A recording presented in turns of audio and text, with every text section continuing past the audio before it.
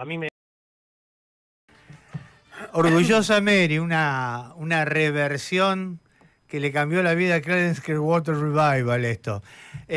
Nada, diría, ese es rock antiguo, dice una película de esas de Duro de Matar, Sí. la que está con el que maneja todo el tema de las computadoras, tratando de salvar eso es una antigüedad, le dice, el otro dice, es rock clásico.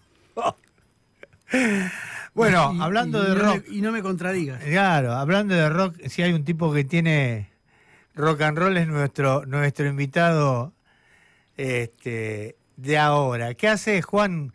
Hernán Soria, Hernán Brienza, Carlos Caramelo, te saludamos acá. Juan Valerdi, ¿cómo estás? Hernán, Carlos, un placer finalmente hablar con ustedes. Finalmente. Te felicito por el programa. Bueno, muchísimas gracias, che. Muchísimas gracias. ¿Cómo estás? Muy bien, muy bien. Pero ¿cómo puedes estar muy bien si tenemos el dólar de nuevo a 1.400? Hicimos todo ese gesto en Estados Unidos, nos agachamos, estuvimos con el Trump falso, imprimimos un tuit de mierda para recibirlo como coso. Dijimos que nos íbamos a traer 20 lucas, 20 mil millones de dólares, y el dólar está al mismo precio. ¿Qué es esto? Como dije hace un par de semanas y sigo repitiendo, todas las buenas noticias para Milei y Caputo son malas noticias para los argentinos, y algunas de las malas noticias para Milei y Caputo son buenas para los argentinos. Entre otros, que la cuerda del show falso que armaron se acabó mucho más rápido de lo que pensaba. Tremendo, ¿no? Lo veo complicado para llegar al 27, no para ganar las elecciones o no perder por afano. Lo veo complicado para llegar al 27 al señor presidente. Contame, porque no sos el único que me dice eso. Contame tu versión de estas complicaciones. Primero que es un tipo que lo único que hace es redoblar las apuestas. No es un tipo que esté capacitado, preparado, que haya dado muestras de aflojar o de recapacitar y cambiar el rumbo. Por otro lado, no tiene un rumbo definido más que lo que él prometió, que era destruir el Estado desde adentro como un topo, y le está saliendo bastante bien, también que ya se le está complicando al Estado controlar algunas variables que hacen que la población no esté tan jodida. Entonces, cuando la gente ve que se muere gente por el fentanilo que no controlaron los organismos del Estado, cuando la gente ve que venían contra la casta y estamos viendo en la campaña de distintos distritos a gente que prácticamente, no sé si no lo es, pero podría serlo de la UCD, o la UCD en realidad les quedaba a la izquierda, lo veo estos días y no lo puedo creer.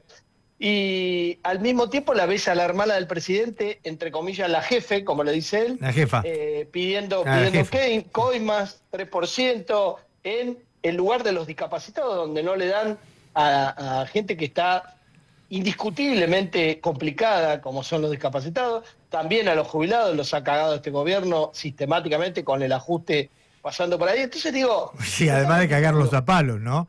Además de cagarlos a palos... Esa es la forma de Patricia Bullrich de luchar contra el narcotráfico y los golpes de Estado, es cagar a palos a los jubilados, a los discapacitados y demás. Pero además, la única buena noticia que podía mostrarle Milei a la gente, según lo que había prometido, era que había bajado la inflación, y yo aclaro, desde donde él mismo la subió. Claro. Porque hay un montón de gente que piensa que la inflación de diciembre del 23 era culpa del gobierno anterior, y yo no me canso de decirle que es una pelotudez eso. ¿Por qué? Porque académicamente. Académicamente. Cuando Milei ganó las PASO de ese año, del 23, cuando ganó la primera vuelta y cuando ganó la segunda vuelta, que era en noviembre todavía, sistemáticamente le dijo a las empresas, cuando yo sea presidente, no va a haber ningún tipo de control de precios ni precios máximos y el mercado va a definir todo. Ahí las empresas, cuando fueron viendo que él iba a ser el presidente, fueron levantando los precios rápidamente, y en diciembre más todavía, cuando ya era un hecho y estaba por asumir, y entonces ahí tuvimos 25% de inflación de diciembre de Milei, no del gobierno anterior, facilitada y de alguna manera empujada por Milei. Después 20 en enero y 12 en febrero del 24. Ahí le mocharon entre 25 y 30% a los jubilados, a los asalariados, a los que tienen ingresos informales. A todos esos los liquidaron y eso destruyó el mercado interno, con lo cual la inflación estuvo contenida por un dólar artificial, una gente que no tiene guita para llegar a fin de mes porque hizo esa mochada que te acabo de contar, y un dólar artificialmente barato que además facilita varios miles de millones de dólares de importaciones exponenciales que van creciendo permanentemente porque además China te las tira por la cabeza porque está en guerra comercial. Claro. Pero la buena noticia para nosotros los argentinos y la mala para Milei es que esta farsa se está llegando a su fin muy rápidamente. La inflación ya va a estar por arriba del 2% seguramente en septiembre. Aparentemente no la pueden dibujar, cosa que ya empezaron a hacer y por eso algunas personas del INDEC renunciaron. Y en octubre creo que se va a complicar aún más la inflación. Con lo cual la gente, aunque no llegue el número del INDEC de octubre, cuando vaya a votar va a tener claro lo que pasó con los precios y con toda esta farsa. Pero llega el del INDEC de octubre. Ah, no llega el del INDEC de octubre, pero llega el de septiembre. Claro. Sí, Pero sí, llega el el de octubre septiembre. sale recién en noviembre, claro. Está bien, pero llega el de septiembre.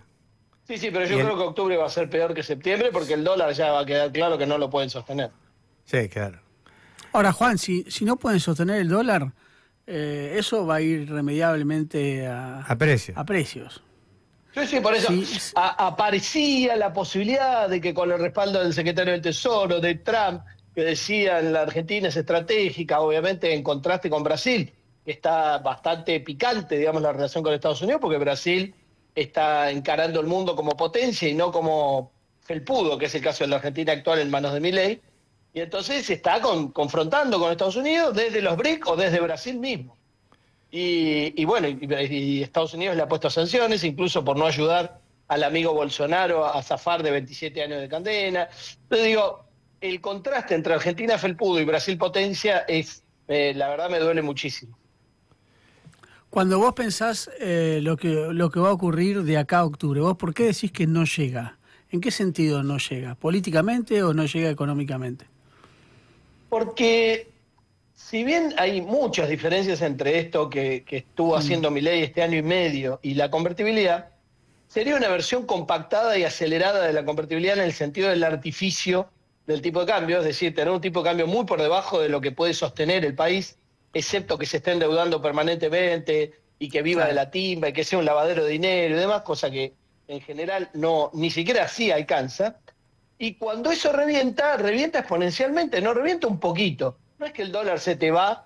Cuando se hizo la caída de la convertibilidad y quisieron devaluar de 1 a 1,40, que era el 40%, un montón. Sí. Y el dólar se fue solito a 4. A 3,75. Sí, a 4. Y ponele 4, 3,75 es una devaluación del 275%, Sí. que estaba comprimida y que generó lo que después vino. Junto con el corralito, acordémonos, hablando del corralito, que la mitad de los pesos que están en los bancos los tiene el Banco Central porque hay encajes del 50%, y eso tiene papelitos bonitos, que son papelitos del Tesoro que tienen que ver con la timba y demás. Y con este falso cero déficit. Y la mitad de los dólares de los ahorristas también los tiene. No, de los dólares de los ahorristas yo creo que la gente ya sabe, el 95% de los dólares depositados en los bancos está en el Banco Central, no la mitad, está con encaje. Está con encaje. El 95% y se lo vienen patinando desde hace rato. Si alguien tiene dudas de que peligra la posibilidad de retirar sus dólares del banco el día que lo quiera retirar, es porque no me escuchó nunca a mí, en el último año y medio. Mira. Pero, digo, se te van los precios, se te va el dólar, la gente empieza a preocuparle su guita en el banco, claro. Y al mismo tiempo los importadores aceleran las importaciones, porque dicen, che, este dólar oficial no va a aguantar, aceleremos las importaciones. Fíjate que los exportadores, obviamente arreglados con Caputo, le liquidaron en 3 días 7.000 millones de dólares, sí. De cosas que incluso no tiene todavía, pero hacen un papelito y dicen, sí, voy a aportar, y yo, y listo. Sí. Se pelearán con los productores porque al productor se lo van a pagar neto de retenciones, lo cual el productor dice, ¿sabés qué? Me vas a tener que sacar con un tirabuzón, la mayoría claro. con retenciones y vos la estás exportando sin retenciones. Pero eso también generó mucho enojo en un lugar que podría haber dado vuelta a las elecciones y que es el campo, y que les tomaron el pelo, los tomaron de pelotudos, como diría Navarro. Sí, y eso además genera... Yo ayer veía a un productor de Carlos Casares, enojado porque muy enojado porque están los caminos. Al parecer el quilombo era que los caminos están inundados, que yo pedía las obras, pero vos te dabas cuenta que ese tipo estaba enojado por la situación. Los caminos eran nada, la gota que había rebalsado el vaso y le estaba golpeando la mesa de verdad, para no ponerle una mano encima, a un funcionario de cuarta, porque la intendenta Pro, que no, digo, había huido de Carlos Casares, porque el secretario de Obra Pública había huido de Carlos Casares, había un tipo, como te dijera, qué sé yo, el director de Sanjeo, ¿viste? Y el tipo le gritaba, están tomando mate todo el día, ¿no? Ahí había... Sí. Ahí es importante tener claro algo que es muy patente, que es, en los municipios se están poniendo la cara a la gente directamente. Claro. En las gobernaciones es un poco más lejano, se pueden esconder un poco, los diputados provinciales o los senadores pueden pasar desapercibidos, los concejales no, el intendente no. Y los tipos que tienen que encargarse del día a día tampoco. No, claro. Y en Nación están en otro planeta. Absolutamente. Con chofer, están en otro planeta. Entonces es fácil cagar todas las obras públicas de la Argentina y que después no pueda sacar las hojas porque están los caminos intransitables, y cosa que las multinacionales también tienen en cuenta. Cuando a las multinacionales le dicen, vení a la Argentina, invertí, que no te cobro impuestos por 30 años, y te ofrecen el RIGI, claro. La multinacional dice, sí, flaco, pero si no me cobras impuestos, ¿con qué vas a hacer la infraestructura? No, claro, yo está bien, saco el mineral a cero costo y además me pagás. Ahora, ¿cómo lo llevo hasta Puerto? No, pero es demasiado alevoso el nivel de saqueo, ¿viste? No, el nivel es el nivel de improvisación. No le cierra. Lo único que pueden venir a invertir acá es el saqueo financiero. Eso claro, pero ¿por qué es la improvisación? Es digno de la improvisación de un gobierno, nada, armado por gente que iba a perder, que no iba a ganar. Por eso Macri dice que era muy fácil Ahí difiero. Yo creo que a Milei no nació un repollo, lo armaron, aprovecharon y pusieron un montón de gente de panelistas, porque acuérdate que Duhovne, el ministro de Economía de Macri, también era un panelista de TN, y fueron poniendo, van moviendo, y un día dicen, che, ¿a quién podemos poner? Es muy bueno el libro Los Ingenieros del Caos, para ver este tema. Y bueno, y Milei evidentemente tenía algo que se necesitaba, con su estilo puteador, con su estilo casi profético y un montón de cosas que a la gente compró.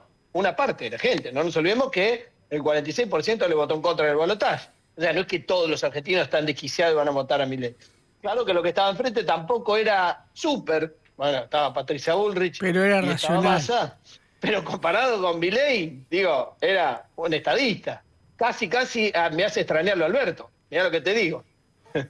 Sí. Entonces digo, yo he sido muy crítico con Alberto, pero digo, Milei es como si estuviéramos en un reality show y los guionistas se pasaron de roca. Sí, es verdad. Juan, vos volviendo un poco al ejemplo del 2001, en el 2001 yo recuerdo, era muy jovencito, mucho más joven que ustedes, pero... No te creas, no, ya sé. Yo tengo 56. Yo tenía 30, así que... no, pero yo recuerdo que la salida del 2001, todo el espectro político, los economistas, salvo los que estaban en la joda del 1 a 1, incluso el radicalismo con Alfonsín, todos sabían que saliendo de la convertibilidad, la Argentina tenía posibilidades de crecimiento, que tenía posibilidades de salir de la crisis con una caída abrupta de la pobreza entre el 2001, 2002, 2003, pero que las cosas podían encaminarse. Yo lo que siento y lo que escucho es que no hay esa certeza hoy, que no se sabe qué hacer. Primero, ojo que la pobreza empezó a bajar en 2003. El 2002 fue el 2002 con la mega devaluación fue un golpe fuerte. De hecho, el 2002, los que miran las estadísticas y les importa 3 carajos la gente, el 2002 pueden festejar y decir, che, tuvimos superávit. Sí. Después de muchos años, tuvimos superávit comercial en el 2002, claro. Y me decís, ¿qué? ¿Subieron mucho las exportaciones? No, casi no cambiaron con respecto al 2001 porque el campo no es instantáneo. Claro. Y las IMPO se hicieron pelota porque la gente no podía comprar ni siquiera cosas indispensables. Así es. Medicamentos, lo que sea, ¿entendés? Entonces se complicó. Digo, hay buenas noticias que son malas también. lo que viene por delante, las turbulencias que vienen, también van a dejar un tendal y esperemos que no dejen muerto como dejó el 2001. Pero, digo, para eso lo primero que tenía que hacer es sacarla a Pato Bullrich, ¿no? El que venga. Pero lo que quería decir es que es difícil que esto se desmadre un poquito y el dólar se vaya a 1,60 y se estabilice todo. No, esto no es así. Este artificio que han construido este año y medio ha metido mucha presión en muchos sentidos, no solo en el macroeconómico, y eso es difícil que se acomode con un simple sacudoncito. Y aparte hay muchos que están haciendo fila para cobrarle a Milei los maltratos, gobernadores, gente del Congreso y demás, o los destratos del jefe de gabinete y demás, que no cumplen ni siquiera la ley, cuando el Congreso le insiste, ¿viste? Entonces ya institucionalmente no pueden hacer más nada. Lo que dijo que iba a hacer Milei, mearlo, nada más, no hay otra cosa que pueda hacer. Bueno, hay muchos que internamente se la quieren cobrar también, ¿no? Hay gente que ha puesto dinero para estar en las listas, qué sé yo, y después ha sido tratado como un lacayo. Es así. Sí, ellos ya se están dividiendo por las cajas, cosa que también le pasó al macrismo, ¿no? Claro, exactamente. O sea que vos no augurás una salida fácil tipo una operación al estilo Dual de 2002. No, lo único que podría pasar, que sería básicamente un milagro, es que Milei por algún milagro gane las elecciones y entonces el tío Trump y el secretario del Tesoro le manden una torta de guita y le banquen un par de años más. Eso sería una muy mala noticia para los argentinos porque sería como la convertibilidad, estirar un artificio que el día que te viene la cuenta te viene magnificada por el tiempo que lo estiraste. Así que lo mejor que puede pasar es que no llegue a las elecciones, no llegue a las elecciones y pierde y se tenga que ir. O sea, el llamado a elecciones para presidente en este año sería lo mejor que le puede pasar a los argentinos.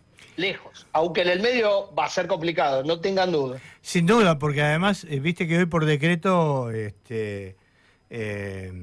habilitó el ingreso de tropas, se supone que en función de ejercicios militares, pero hay toda una percepción de que está militarizando el país por cualquier tipo de terremoto interno que sienta, ¿no? En arreglo con el tío Trump también, porque el tío Trump, el tema es que pasó por el supermercado y dice, mira, che, qué barato que está el litio, uy, el agua está regalada, ni comprándola en bidones te sale tan barata, y ese lugarcito fresco que hay allá en la Antártida también me gusta, no está nada mal, eso. Y ahora, viste, después que lo vio en el supermercado, encima tiene la pelea con los chinos.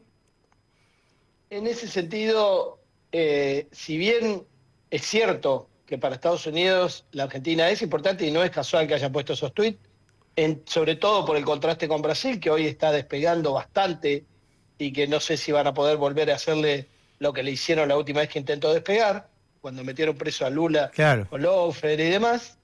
Y además Brasil, los poderes económicos y sociales de Brasil tienen otra visión de las cosas, ni hablar de la Cancillería, que la nuestra está en las antípodas de lo que solía ser. Pero Trump y el secretario del Tesoro, primer punto, están en una interna, una interna importante con otras partes muy, muy poderosas de Estados Unidos. Sí. Si esa interna se le da vuelta a Trump, o se muere, o lo matan, o lo que sea, se le va a complicar a Milei. De todos modos, vamos a ser importantes para Estados Unidos, pero esa importancia no necesita que esté Milei con la Karina, Caputo y los Menem en el gobierno. Y con esto quiero decir que hay otros que estarían dispuestos a cerrar filas con Estados Unidos, pero no a ser felpudo, tampoco a ser Brasil. Pero entre el felpudo y Brasil hay un abismo, es un camino muy grande. Entonces, y además, si no sos felpudo, sos más serio y puedes llegar a invertir. Los estadounidenses invirtieron en la Argentina con el peronismo y antes también en el principio del siglo XX. Entonces digo, no hay que pensar que Estados Unidos es el cuco, ni que China nos va a venir a salvar. No, claro, sin duda. En la grande cerealera que el otro día liquidaron el otro día, estaba la cerealera que es del gobierno chino. ¿No? Y se llevaron 19 barcos de cereales. Bueno, 19. Los chinos no te regalan nada, nos han... a precio, digamos, pero de secos y moleados, como dicen los brasileños, ¿viste? Saldos y retazos.